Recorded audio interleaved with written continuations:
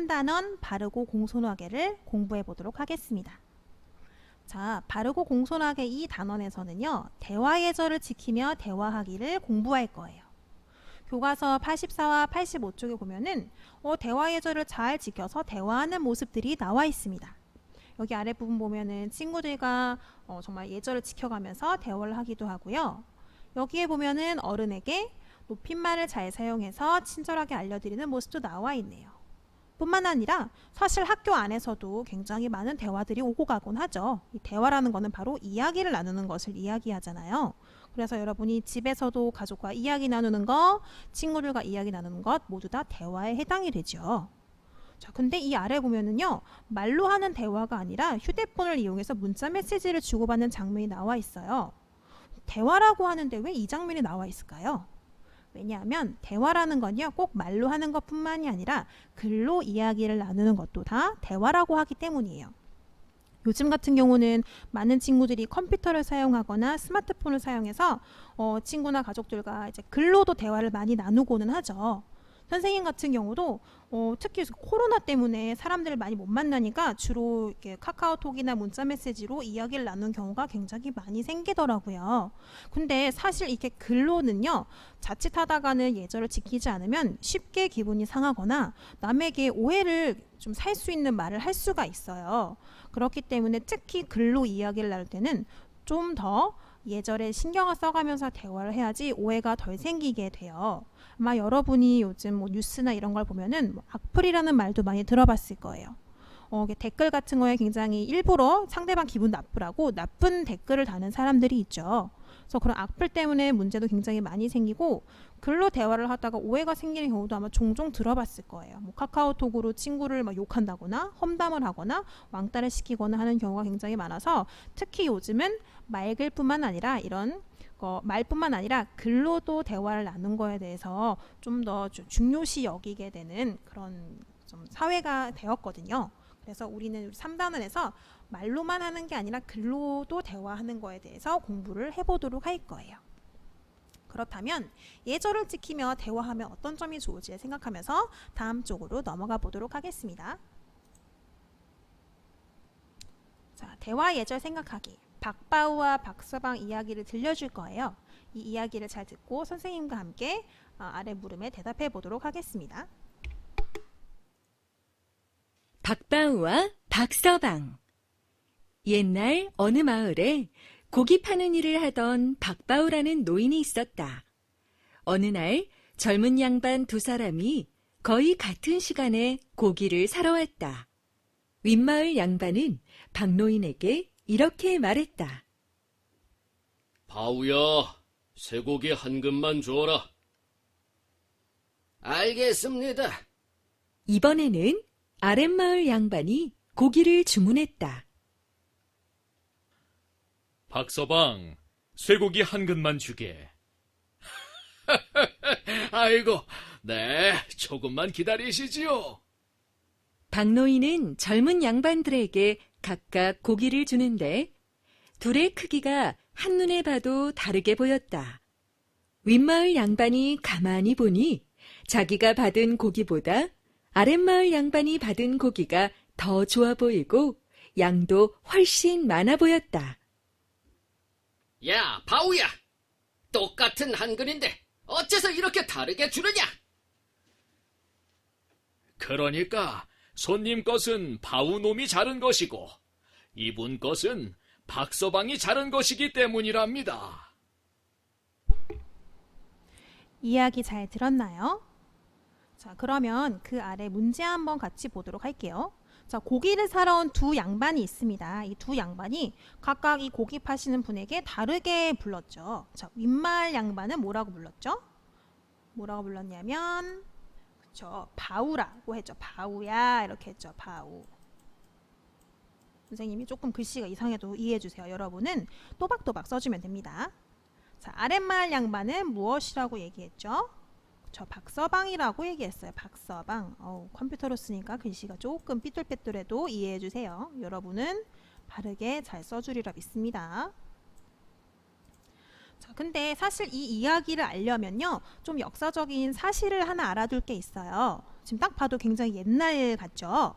사실 옛날에는요, 고기를 이제 뭐 돼지나 소를 잡거나 고기를 파는 사람들을 좀 천대했었다고 해요. 그래서 딱 봐도 고기를 파시는 분보다 여기 있는 양반들이 더 나이가 어린데도 불구하고 자기보다 좀 지위가 낮다는 이유로 원래는 약간 천대를 했다고 하는데, 특히 윗마을 양반은 바우야, 아무리 나이가 많고 할아버님이어도 그냥 자기보다 지위가 낮다는 이유 하나만으로 바우야라고 얘기했고요.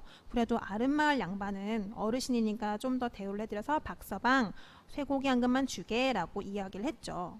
물론 지금은 고기를 파시거나 고기를 이제 돼지나 소를 잡으시는 분들은 정말 건강하고 맛있는 먹거리를 주는 훌륭한 그런 직업을 가지신 분들이죠.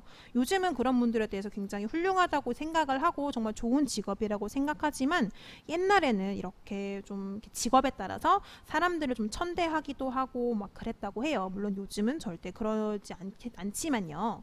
그런 역사적인 사실을 봤을 때 이 두 양반의 태도를 잘 생각해 보면 되겠죠. 그리고 하나 더 퀴즈. 이분들이 고기를 한 근씩 달라고 했는데 한 근은 몇 그램을 말하는 걸까요? 아마 부모님을 따라서 마트에 가거나 했던 친구들 금방 알 것 같아요. 한 근은 600g을 말해요. 근데 한 근 달라고 했을 때 같은 600g을 달라고 했는데 고기 크기가 이렇게 차이가 났죠. 왜 그럴까요? 그쵸. 여러분 같은 경우도 누군가 나에게 친절하게 좋게 얘기하면은 나도 친절하고 좋게 대해주고 싶은데, 누가 나한테 막 막대하거나 막 나를 천대하거나 하면은 당연히 뭔가 잘해주기가 싫겠죠. 그래서 아마 이렇게 고기의 크기가 차이가 나지 않았나 싶어요. 자, 그래서 이 아래 보면은 이 말에 관련된 속담들이 나와 있어요. 가는 말이 고와야 오는 말이 곱대. 보통 이제 내가 거꾸로 생각했을 때 내가 나쁜 말을 듣는다면 당연히 나도 좀 좋은 말이 나가진 않겠죠. 그러니까 보통 가는 말이 고와야 오는 말이 곱다라는 걸 생각하면서 친구들과 대화할 때도 좀 좋은 말, 고운 말을 쓰는 노력을 해야겠죠. 그리고 말 한마디에 천냥빚도 갚는다잖아 라고 했어요. 그러니까 어떤 어려움이 있더라도 내가 정말 진심을 다해서 고운 말, 좋은 말을 하면은 어떤 해결책이 보인다는 그런 뜻이에요. 그래서 여러분도 이러한 걸 잘 생각하면서 친구들이나 가족들과 이야기를 나눌 때 고운 말, 좋은 말 하도록 노력을 해야겠죠. 자, 87쪽 가겠습니다. 자, 박바와 박서방 이야기를 잘 생각하면서요. 각 양반들이 말을 했을 때 박노인이 지었을 표정을 그려보세요. 지금 여기에 보면은 표정이 나와 있지는 않죠. 자, 그렇다면 윗마을 양반이 바우야 쇠고기 한 근만 줘라 라고 하대했을 때 이분의 표정과 어떤 식으로 말을 했을지 써보면 되고요. 우리 아랫마을 양반처럼 박서방 쇠고기 한 근만 주게 라고 예의를 갖춰서 이렇게 우대를 했다면 어떤 표정과 어떤 말을 했을지 한번 잘 그려주고 써주세요. 그래서 원래는 여러분이 학교에 왔으면 짝과 역할을 바꾸어 가면서 이렇게 얘기도 해보고 할 텐데 그걸 할 수가 없어서 참 아쉽네요. 다음에 기회가 되면 학교에서 같이 역할극도 해보도록 합시다. 그 다음 한 쪽 넘기겠습니다. 이번에는요. 오늘 아침 민수네 교실에서 있었던 일을 듣고 물음에 답해 볼 거예요. 자, 어떤 일이 있었는지를 잘 생각하면서 이야기를 잘 들어주세요. 오늘 아침 민수네 교실에서 있었던 일. 어이, 기다리! 왔냐? 뭐야, 아침부터 듣기 싫은 별명을 부르고. 민수야, 안녕? 안녕, 채은아. 어제 내가 빌려준 책 참 재미있더라. 고마워. 교실에 들어오는 친구들을 보니 들어올 때 큰 소리로 인사하는 친구, 장난으로 인사하는 친구, 상대를 배려하며 인사하는 친구, 반갑게 인사하는 친구, 아무런 인사도 하지 않는 친구. 참 다양한 모습이구나. 저학년일 때는 친구들과 손을 흔들며 반갑게 인사를 잘했는데 지금은 왜 이렇게 되었을까? 이야기 잘 들었나요? 혹시 여러분도 민수와 같은 경험이 있나요? 선생님도 사실 어렸을 때 선생님한테 되게 짓궂은 별명을 붙여서 부르는 친구들도 있었던 것 같아요. 여러분도 혹시 이런 경험이 있다면 그때 어떤 기분이 들었나요? 좀 기분이 안 좋았었겠죠. 근데 사실 지금 영철이가 민수한테 어이 기다리라고 했는데 만약에 만약에 민수가 그 별명을 마음에 들어하고 그런 별명을 불러주는 걸 좋아한다면 문제가 되지 않겠죠. 그러면 그 별명을 통해서 이 친구들이 더 재밌고 즐거울 수 있다면 그건 괜찮은 거예요. 하지만 지금 문제는 뭐였냐면 민수는 그 별명을 싫어한다는 거예요. 그럼 영철이가 그렇게 계속 부르면 될까요? 안 될까요? 안 되는 거예요. 선생님은 그렇게 생각해요. 선생님도 장난치는 거 되게 좋아하고 친구들과 막 장난치는 거 되게 즐겨 했는데 장난이라는 건요. 서로가 즐거워야지 장난이에요. 근데 만약에 지금 이 상황처럼 영철이가 민수한테 기다리라고 불렀을 때 상대방이 기분 나빠한다. 그러면 그거는 장난이 아니라 폭력이 되는 거예요. 그래서 이렇게 영철이가 민수한테 기다리라고 했을 때 민수가 너무 좋아했다면 그건 정말 장난이고 그렇게 불러도 괜찮겠지만 상대방이 싫어하면 바로 멈추고 사과를 하는 게 맞겠죠. 그래서 항상 그걸 기억해야 돼요. 장난은 서로가 즐거워야지만 장난. 하지만 그 중에 한 사람이라도 기분이 나빠하고 불쾌한다면 그거는 바로 폭력이 되는 거예요. 그럼 바로 멈춰야겠죠. 그래서 여러분도 그런 경험을 잘 생각하면은 이런 상황에서 어떻게 해야 될지를 더 잘 생각할 수가 있을 거예요. 자, 그러면 영철이가 한 말에 민수가 다음같이 대답했다면 영철이는 어떻게 답했을지 생각해 볼게요. 자, 영철이가 어이 기다리 왔냐? 라고 했죠. 근데 지금 위에 같은 경우 뭐야 아침부터 듣기 싫은 별명을 부르고 자 그럼 이렇게 대답을 하면은 우리 영철이 같은 경우도 뭐 제대로 이 친구가 뭐 기분이 아주 나빠하는지 아니면 괜찮은지를 잘 모르겠죠. 물론 기분 나빠하는 게 딱 티가 나긴 하지만 좀 더 명확하게 아래처럼 나는 그 별명 싫어 내 이름 불러줄래? 라고 해야지 좀 더 명확하게 영철이가 알 수가 있겠죠.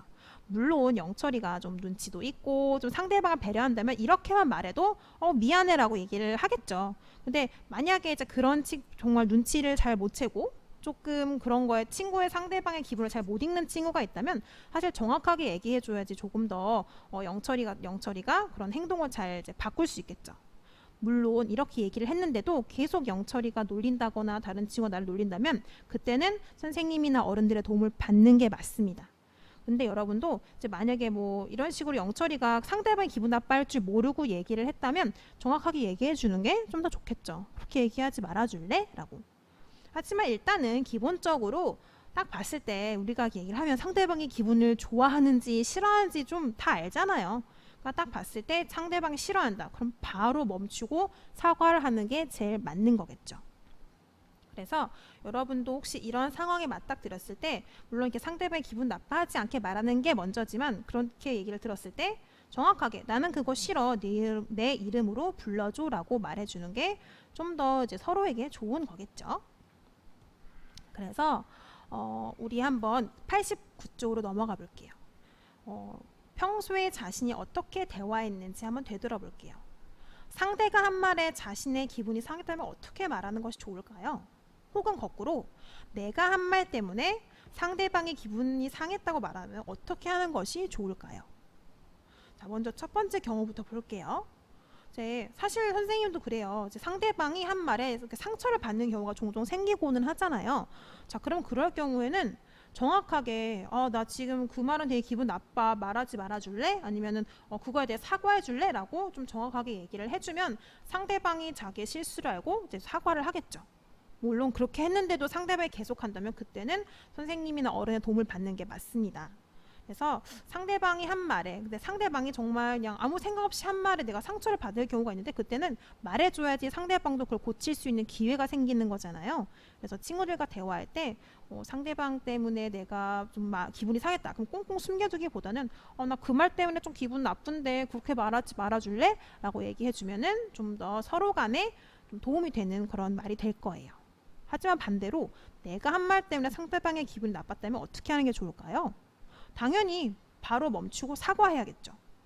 선생님 같은 경우도 이제 실수로 내가 그렇게 의도하지 않았는데 내가 한 말 때문에 상대방이 기분 나빠하는 경우가 있었어요.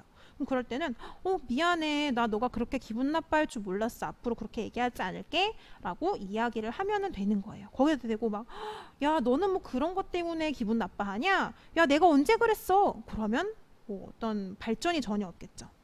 내 실수를 딱 인정하고 앞으로 안 그럴게 라고 하면은 되는 거예요. 그에 대해서 내가 안 그랬는데 내가 언제 그랬니 야 너도 나한테 그랬잖아 라고 하면은 그때부터는 이 관계가 점점 안 좋아지게 되는 거겠죠. 그래서 여러분 이렇게 말이 중요한 거예요. 이런 말 때문에 정말 기분이 좋아지는 경우도 많고요. 말 때문에 서로 기분이 상하거나 사이가 안 좋아지는 경우도 굉장히 많아요. 그래서 오죽하면 이게 우리 국어교과서에 들어갔겠어요. 3단원에선 이런 식으로 서로 간의 예절을 지켜가며 즐겁게 이야기를 잘 나눌 수 있는 방법을 배우는 거예요.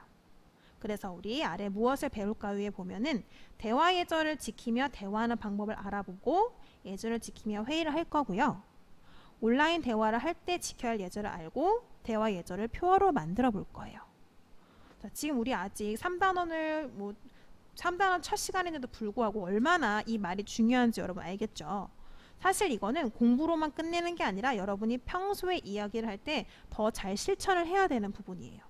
그래서 물론 많은 친구들이 말을 할 때 조심스럽게 말하고 예의 지켜 말하려고 노력하는 친구들도 뭐 덜어 있겠지만 특히 우리는 지금 공부를 하고 있기 때문에 더 여러분의 대화 예절에 신경을 써가면서 공부를 하면은 훨씬 더 공부도 잘할 수 있고요. 여러분의 어떤 가족과의 대화나 친구들과의 대화에서도 더 즐거움을 찾을 수가 있을 거예요. 그래서 이제 오늘부터가 아니에요. 계속해서 우리는 항상 말을 할 때 상대방의 기분을 생각하면서 상대방을 배려하면서 말하는 그런 좋은 대화 예절을 지키도록 하겠습니다.